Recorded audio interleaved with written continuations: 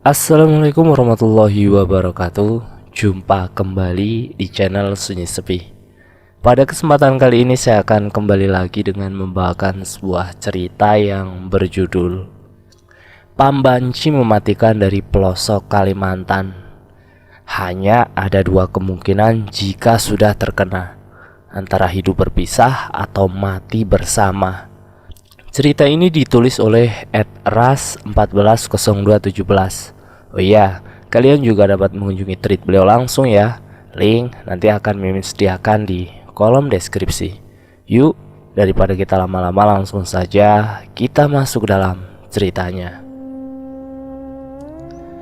Pasangan muda Ivan dan Kristi baru saja tiba di sebuah desa di salah satu kecamatan yang ada di Kalimantan Selatan.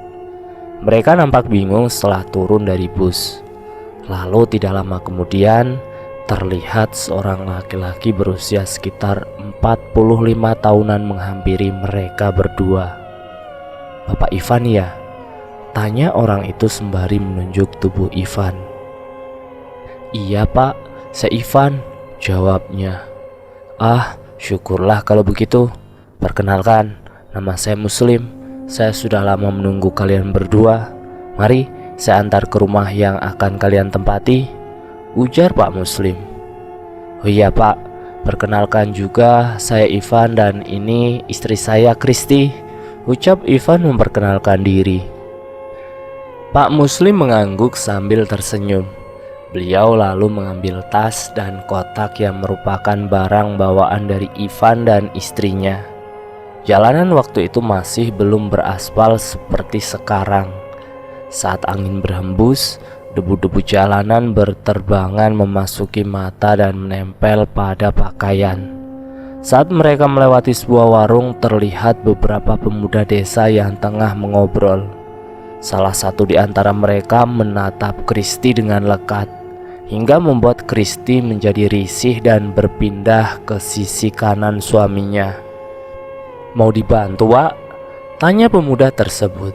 "Tidak usah, lagi pula tidak terlalu berat juga kok," jawab Pak Muslim. "Itu tadi siapa Pak? Anak Pak Muskah?" tanya Ivan pelan sembari terus menggenggam tangan istrinya yang ia rasa sudah mulai dingin di ujung-ujung jarinya. "Bukan Pak, saya tidak punya anak. Jangankan anak Pak, rasanya menikah saja saya tak pernah merasakan," jawab Pak Muslim. "Maaf Pak, saya tidak bermaksud," ucap Ivan spontan. Tak apa, santai aja Pak. Nah, itu di depan belok kiri. Itu adalah rumah yang akan Bapak tempati selama bertugas di sini. Di sana juga ada sebuah sepeda motor yang sudah disediakan untuk keperluan Bapak," ujar Pak Muslim seraya mempercepat langkahnya karena hari sudah mulai sore. Pak Muslim menaruh tas dan satu kotak yang dia bawa, lalu mengeluarkan kunci dari dalam saku baju lusuhnya. Krit! Saat pintu terbuka, tercium bau apek dari dalam rumah. "Apakah rumah ini sudah lama tak ditempati, Pak?" tanya Ivan sembari mengibas-ibaskan tangannya di depan hidung. "Kira-kira kurang lebih dari 5-7 tahunan yang lalu, Pak. Setiap ada mantri yang ditugaskan ke sini selalu pulang lagi atau mengajukan pindah ke lokasi rumah. Maklumlah Pak, kebanyakan mantri-mantri atau bidan yang dikirim ke desa ini kan perempuan. Mungkin ada rasa takut juga tinggal sendirian di tempat sesepi ini. Tapi sekarang saya berharap semoga saja Bapak Ivan dan istri betah tinggal di sini untuk membantu kami para warga Pak. Karena Pak, kalau kami sakit, mau berobat saja harus naik angkutan umum terlebih dulu ke puskesmas. Mana kalau malam angkutan umumnya sudah tak ada Pak. Seperti 2 bulan yang lalu, ada bayi dan anak-anak yang meninggal di desa ini karena penyakit dan tak sempat dibawa ke puskesmas loh Pak," kata Pak Muslim. Ivan menarik nafas panjangnya. Ia mendengar harapan dari Pak Muslim dan ia langsung memantapkan hatinya untuk tinggal di desa tersebut dengan fasilitas seadanya. Bahkan sinyal HP pun tak ada. "Ini kamarnya ada 2 Pak, Yang satunya sudah dilengkapi dengan kasur dan meja kecil. Kalau kamar yang di ujung itu biasanya untuk tamu, bisa digunakan kalau ada teman-teman Bapak yang mau menginap di sini, Pak. Dan sekitar 15 meter di belakang itu ada sungai kecil dan di seberangnya ada kebun singkong milik Pak Haji. Siapapun boleh mengambil singkong-singkong di sana, asalkan untuk dimakan, bukan untuk dijual. Saya juga sering minta singkong di sana loh, Pak, Bu, untuk membuat kue atau campuran nasi kalau beras sudah mulai menipis, ujar Pak Muslim. Memangnya Pak Mus ini rumahnya di mana? Tanya Ivan. Rumah saya dekat ladang jagung, Pak. Setelah orang tua saya meninggal semua, saya tinggal sendirian di dekat ladang jagung itu. Tak lama kemudian terdengar suara sayup-sayup dari toa masjid yang entah berada di sebelah mana. Sudah mau maghrib, Pak. Saya pamit pulang dulu ya, Pak. Besok pagi-pagi saya akan kemari lagi buat bantu bebersih, ujar Pak Muslim sebelum berbalik menuju ke arah pintu. Namun saat akan melangkah keluar, Pak Muslim kembali berbalik. Oh iya, Pak, satu lagi yang saya lupa kasih tahu. Kalau maghrib jangan keluar rumah ya, Pak, Bu, bahaya, ujar Pak Muslim. Ivan mengerutkan keningnya. Namun saat akan bertanya, Pak Muslim sudah lari duluan. Malam itu Ivan dan Kristi mandi dengan air yang ada di dalam drum di dapur. Air itu sudah berjentik dan sangat dingin sekali. Namun mau tak mau keduanya harus membersihkan tubuh mereka dengan air tersebut. Lantai di rumah itu nampak masih sangat berdebu. Telapak kaki Ivan dan Kristi dipenuhi debu meski sudah dicuci berulang kali, sehingga membuat Ivan dan istrinya terpaksa harus menggunakan sandal di dalam rumah. Ada gereja nggak ya di sini? Tanya Kristi. Entahlah, coba besok kita tanyakan pada Pak Muslim, jawab Ivan. Rasa kantuk kian terasa. Malam semakin dingin dan suara gemerisik dedaunan yang dihempas oleh angin terdengar bagai alunan musik pengantar tidur di telinga keduanya. Assalamualaikum Pak Ivan, panggil seseorang dari arah luar rumah, membuat Ivan dan Kristi yang masih berada di balik selimut langsung terbangun. Ivan mengucuk-ucuk matanya lalu berjalan tergesa ke arah pintu utama. Waalaikumsalam, Pak Muslim, ucap Ivan tersenyum walau matanya masih terasa kelat. Waduh, saya jadi nggak enak, Pak. Rupanya Pak Ivan dan istri masih tidur, ujar Pak Muslim seraya menggaruk-garuk tengkuknya. Ivan tertawa pelan. Gak apa-apa, Pak, lagi pula sudah jam 7 begini, kami yang kesiangan bangun, ucap Pak Ivan. Pak Muslim tersenyum sembari mengangguk. Oh iya, Pak, Pak Kades dan istrinya jam 9 nanti katanya mau kemari, bantu-bantu Bapak dan Ibu bebersih dan mempersiapkan semua yang sekiranya Bapak Ibu butuhkan, kata Pak Muslim. Iya, Pak, kalau begitu kami mau mandi dulu ya, biar seger badannya, ucap Ivan. Nanti saya antarkan ke sungai, Pak. Sungai itu bersih, malah kebanyakan warga di sini ambil minum dari sungai itu loh, Pak, karena airnya mengalir dari dalam batu. Jalanan ke sungai yang dimaksud oleh Pak Muslim itu melewati pepohonan dan semak belukar. Mereka menyusuri jalan setapak yang baru dibuat oleh Pak Muslim dengan menebas rumput-rumput yang ada di depannya. Nyamuknya sangat banyak sekali. Bahkan suara dengungan nyamuk-nyamuk itu membuat Kristi merinding. Masih jauh, Pak? Tanya Ivan. Tidak, Pak, itu di bawah sana sungainya. Kalau tiap hari begini mandinya, bisa-bisa seminggu kemudian saya dan istri kena demam berdarah, Pak, ujar Ivan setengah bergurau. Ah, Pak Mantri ini bisa aja. Tapi Pak, Bapak tenang saja, nanti saya bicarakan masalah ini kepada Pak Kades. Mungkin beliau akan bersedia membuatkan kembali sumur untuk Bapak dan Ibu, lanjut Pak Muslim. Memangnya di rumah itu nggak ada sumurnya, Pak? Kalau saya pribadi mending menimba air dari sumur ketimbang ke sungai begini. Apalagi jalanannya sudah dipenuhi rerumputan dan semak berduri seperti ini. Bukan tidak mungkin jika suatu hari saya bertemu ular atau hewan-hewan berbisa lainnya, Pak, ujar Ivan. Sebenarnya waktu pertama kali rumah itu dibuat, sumurnya sudah disediakan lebih dulu. Tapi semenjak anak saya meninggal karena tenggelam di dalam sumur itu, akhirnya sumur tersebut pun kemudian ditimbun, Pak, jawab Pak Muslim. Nah, itu sungainya, Pak. Saya mau minta singkong ke seberang sana dulu, Pak. Bapak dan Ibu silahkan mandi, ujar Pak Muslim lagi. Sungai itu mempunyai lebar sekitar 1,5 meter dan airnya sangat jernih, sehingga ikan-ikan yang berenang di dalamnya terlihat begitu jelas dari atas. Pak Muslim terlihat menyeberangi sungai dengan berjalan. Airnya tidak terlalu dalam, hanya sebatas pinggang ke bawah saja. Kristi mulai terjun ke dalam air. Rasanya dingin sekali.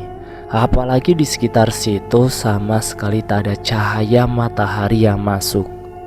Saat Kristi menyelam dan membuka matanya di dalam air, terlihat sekilas ada sepasang kaki berwarna hitam yang melewatinya. Seketika Kristi mengangkat kepalanya ke permukaan untuk memastikan apa yang sudah ia lihat.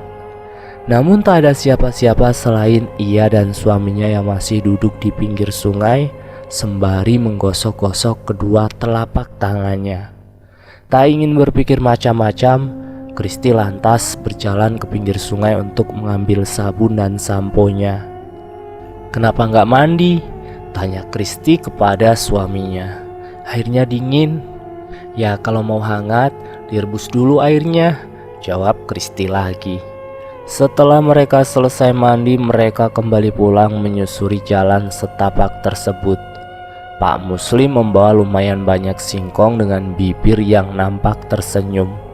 Rupanya di rumah itu sudah menunggu Pak Kades dan istrinya yang membawa rantang dan sapu. "Perkenalkan, saya Abdul dan ini Minah, istri saya," ujar orang itu.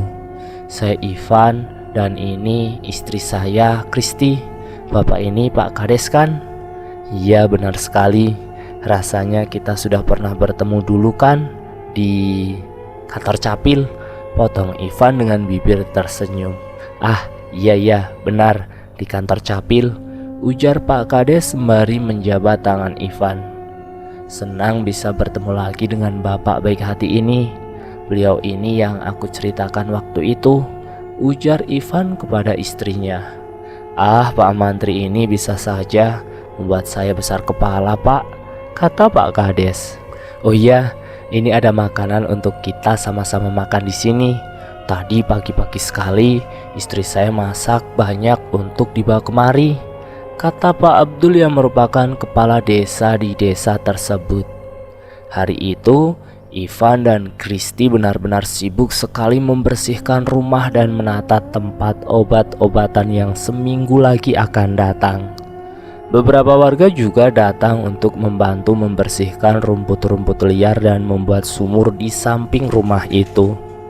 Meski air sumur sudah banyak, namun masih sangat keruh untuk digunakan. Menurut Pak Kades, sumur itu baru bisa digunakan dan diambil airnya sekitar seminggu lagi paling lama, sampai airnya benar-benar bersih. Malam itu Ivan baru saja selesai mandi dan akan beristirahat. Ia melihat Kristi yang nampaknya sudah terlelap. Singkat cerita, 2 minggu kemudian, hari itu Kristi berjalan kaki menuju sebuah warung yang menjual perlengkapan dapur seperti bawang, gula dan lain-lain. Di tengah jalan pulang, Kristi diikuti oleh pemuda yang dulu pernah menawarkan bantuan kepada Pak Muslim saat sedang mengantar Ivan dan dirinya ke rumah yang sudah disiapkan untuk mereka. "Sendirian aja? Kemana suaminya? Pasti kesepian kan, karena setauku mantri itu profesinya yang lumayan sibuk dan sangat menyita waktu. Kasian, istri cantik-cantik gini dibiarkan gitu saja. Coba kalau aku, pasti akan kupeluk belai setiap hari dan malam," ujar pemuda itu mulai menyerocos tak karuan. dan membuat Kristi mulai kesal. Namun sebisa mungkin Kristi berusaha untuk tak menghiraukan perkataan si pemuda tersebut. Ia semakin mempercepat langkahnya. "Jangan pegang-pegang," bentak Kristi saat lengannya dielus oleh si pemuda. "Begitu saja kok marah? Aku kan hanya ingin berkenalan denganmu," ucap si pemuda itu lagi-lagi berusaha menyentuh tubuh Kristi. Puk. Pantat Kristi ditepuk pelan oleh tangan kekar si pemuda yang langsung membuat Kristi menghentikan langkahnya.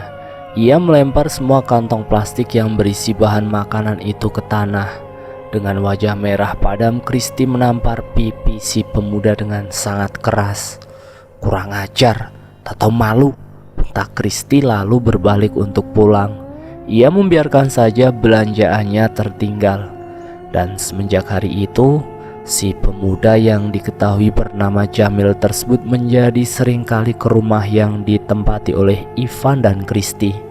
Ia nampak sangat akrab dengan Ivan. Mereka sering mengobrol sampai larut malam di pelataran rumah tersebut. "Pak Ivan, bukannya saya mau ikut campur atau menghasut, Pak, tapi sebaiknya Bapak jangan terlalu rapat dengan Jamil, karena dia itu gemar mengganggu istri orang, Pak." Ivan yang tengah menyusun obat-obatan itu lantas tersenyum dan menoleh ke arah Pak Muslim. "Saya yakin Jamil tak akan tega melakukan itu kepada saya, Pak. Lagi pula saya percaya pada istri saya, Pak. Kristi itu istri yang setia. Kalau tidak, manalah mungkin dia rela ikut kemari, Pak, meninggalkan rumah dan lingkungan nyaman kami di kota. Dan satu lagi, Pak, kalau kita berbuat baik pada orang, maka orang itu tak akan tega menyakiti kita, Pak," jawab Ivan. Pak Muslim menghela nafas panjangnya lalu beranjak dari duduknya untuk kembali melanjutkan mengecat dinding luar rumah itu. "Sayang, bajuku di jemuran itu tadi kamu yang angkat ya? Kok gak ada di keranjang? Di mana kamu letakkan?" tanya Kristi. "Aku belum angkat jemuran kok. Mungkin kamu lupa naruhnya," jawab Ivan. Kristi kembali ke dalam kamar untuk mencari baju yang ia cari. Namun di mana-mana pun ia tak menemui baju tersebut. "Ini aneh. 2 hari yang lalu baju Ivan yang hilang, sekarang bajuku. Padahal seminggu terakhir ini sama sekali tak ada hujan ataupun angin ribut. Kalaupun diterbangkan angin, masa iya sampai jauh?" ujar Kristi. Suara ketukan dari arah pintu terdengar cepat dan tanpa jeda. Ivan segera memakai baju kaosnya lalu berjalan ke arah pintu. Saat pintu terbuka, nampak seorang bapak-bapak sedang berdiri di luar dengan raut wajah panik. "Ada yang bisa saya bantu, Pak?" tanya Ivan seraya mempersilahkan si bapak itu untuk masuk ke dalam. "Saya di sini saja, Pak. Istri saya tadi terjatuh di tangga saat akan ke jamban. Sekarang tubuhnya kaku sebelah, Pak, tak bisa digerakkan," ujar si bapak dengan bergetar. "Ya Tuhan, ya sudah, Bapak tunggu sebentar, saya ambil tas dulu ya," kata Ivan seraya berbalik untuk masuk ke dalam. "Sayang, aku mau pergi sebentar untuk memeriksa keadaan istri dari Bapak yang di luar itu. Tolong kunci pintunya ya," ujar Ivan pelan membangunkan istrinya. Kristi berjalan ke arah pintu. Dilihatnya Ivan sudah pergi dengan mengendarai sepeda motor bersama bapak-bapak tadi. Sekitar 10 menitan terdengar kembali suara ketukan di pintu. Kristi yang mengira itu adalah Ivan lantas segera membukakan pintu. Namun langkahnya kaget saat ia melihat siapa yang berdiri di depan pintu dengan bibir tersenyum sinis. Dan bersambung, "Kira-kira siapakah yang datang ke rumah Ivan pada waktu Ivan pergi? Nantikan pada bagian yang kedua. Terima kasih sudah menonton video. Terima kasih sudah mampir di channel Sunyi Sepi. Jangan lupa tekan tombol like, share, dan komen. Tekan subscribe untuk mengikuti video kami selanjutnya ya. Wassalamualaikum warahmatullahi wabarakatuh.